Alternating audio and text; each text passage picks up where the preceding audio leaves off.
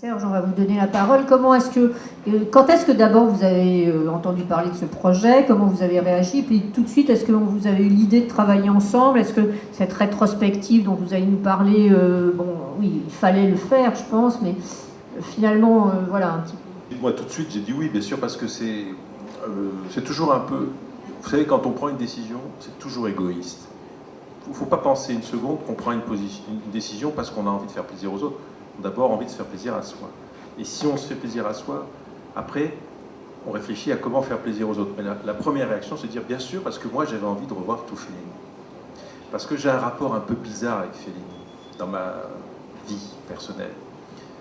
J'ai eu le sentiment de, si je peux aller vite, d'être un peu passé à côté. Pourquoi, au moment des cahiers du cinéma ou... J'ai vu ces films. J'ai jamais rencontré Fellini, alors que j'aurais été en âge 2, j'ai essayé, mais ça n'a jamais marché, mais je ne me suis pas battu non plus pour le rencontrer. Je vais vous dire le fond de ma vérité, c'est que ce type m'intimide énormément. Même mort. Il est mort il y a presque 18 ans. Il est mort en 93, je crois. Je suis très intimidé par Fellini.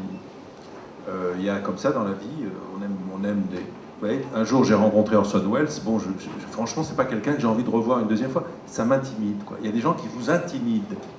Bresson, je l'ai bien connu, bon, intimidant, pas sympathique, on le met très loin, quoi. C'est-à-dire qu'il faut avoir, avec ces grands génies, c'est un grand génie, Fellini, c'est un rapport compliqué. Et je vais aller au fond de l'aveu, puisqu'on est dans l'aveu. À 6 ans, mes parents m'ont emmené voir, je sais pas pourquoi, La Strada. J'ai détesté ça. Vous aviez eu peur, non? J'ai eu peur de tout. C'est effrayant pour un enfant de 6 ans. Du film, des personnages, de Giulietta Massina. J'ai eu une réaction de phobie, mais je ne peux pas vous imaginer. Parce que j'étais un gamin et que ce n'était pas un film. Bon. Et en même temps, ça m'a énormément aidé. C'est-à-dire que le fait que mes parents m'emmènent voir La Strada, je ne leur en ai jamais voulu. Au contraire, toute ma vie, je leur ai dit, ils m'ont fait gagner du temps parce que du coup, je n'ai jamais vu de ma vie un Walt Disney. C'est-à-dire qu'ils ont préféré m'emmener voir La Strada, qui n'était pas un film pour moi, un film pour adultes, plutôt que de m'emmener voir Bambi. Je n'ai jamais vu Bambi. Donc j'ai gagné quelque chose. Ma cinéphilie a gagné quelque chose.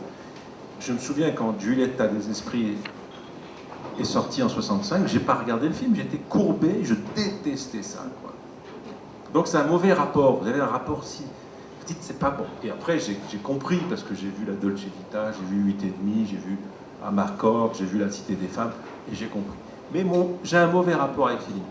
Et bien sûr, dans ces cas-là, comme on est sérieux et qu'on est un petit peu... On sait qu'on est travaillé par ça.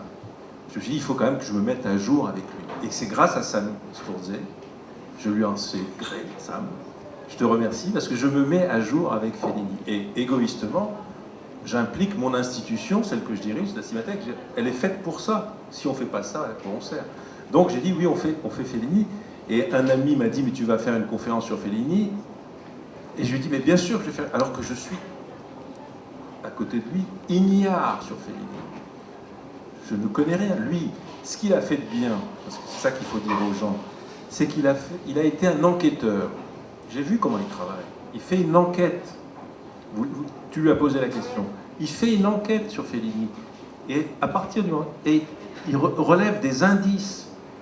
Il relève qu'il y a des fonds Fellini à Rimini, à Sion en Suisse, ici ou là. Il y a des collectionneurs. Et il fait son enquête. Et il constitue des dossiers. Film par film, œuvre par œuvre. Et après, il se rend compte, parce qu'il est très, très, très intelligent, et heureusement, il faut être intelligent. Il se rend compte qu'il y a quelque chose qui fonctionne très bien chez Fellini. C'est que Fellini a un rapport, comme tu l'as dit très bien, incroyable avec l'actualité. Et que des éléments de l'actualité, qu'on retrouve dans les journaux de l'époque, se retrouvent dans ses films sous une forme totalement géniale, artistique, créative, mais que l'inspiration vraie, le point de départ, c'est souvent que Fellini, n'oublions pas, a été un très bon journaliste et un très bon caricaturiste. Il vient de là. Alors voilà, moi ma réponse c'est de dire, évidemment, on marche ensemble, et ça me plaisait beaucoup d'être partenaire d'une autre institution, donc le Jeu de Paume, parce qu'on n'est pas concurrents, on est complémentaires. Eux font l'expo, nous on fait la rétrospective.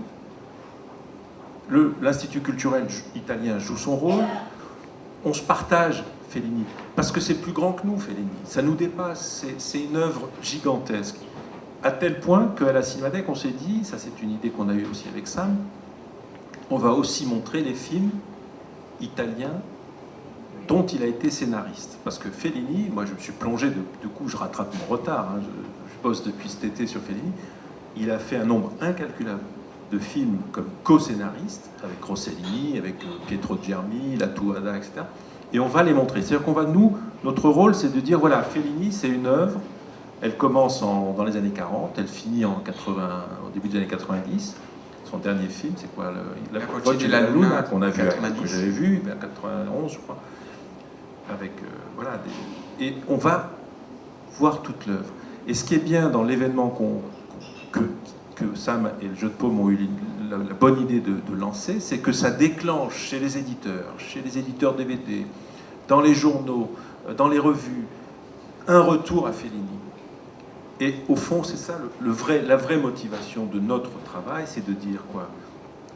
Un artiste du XXe siècle comme Fellini, nous on a fait Tati il n'y a pas longtemps, c'était pareil, c'est des grands artistes. On ne peut pas ne pas, à un moment donné, transmettre à un public d'aujourd'hui, plus jeune, à des étudiants, des lycéens, des collégiens, des jeunes gens qui sont nés après nous, on ne peut pas ne pas essayer de leur transmettre ce que nous savons, ce que c'est que cette œuvre, le plaisir de revoir les films. Et hier, on a montré la Dolce Vita restaurée, c'est une splendeur. Oui, très contemporain. Mais surtout sur un grand écran. Je vois une affiche, il sort dans une salle à Paris. Mais ce film, si on n'a pas vu la Dolce Vita sur un grand écran dans sa vie, ben, je dirais qu'on peut très bien vivre.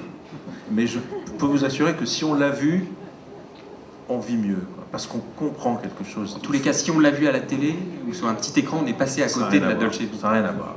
C'est ça, le fond de notre travail, et on le fait avec un grand plaisir, parce que moi je suis frappé par l'enthousiasme qui est le nôtre, ensemble, avec notre ami Rossana Rumo de l'Institut culturel italien, avec Vincent Paul Boncourt de Carlotta, tout. Il y a un enthousiasme, parce que c'est une œuvre, avec la Fondation Sédou, Jérôme Sédou-Pacté, il y a un enthousiasme, parce que c'est une œuvre. Hier, il fallait voir ce que c'était d'avoir Magali Noël qui se met à chanter l'air d'Amarcord devant une salle pleine à la Cinémathèque. Les gens étaient... Mais c'est exceptionnel, c'est unique. C'est un moment unique. Un moment unique. Et c'est grâce à Fellini. C'est-à-dire que c'est un des grands génies du XXe siècle. Et une des particularités de ce génie, comme souvent les génies, c'est qu'ils sont d'une très grande générosité. C'est-à-dire que leur œuvre, elle appartient à tout le monde.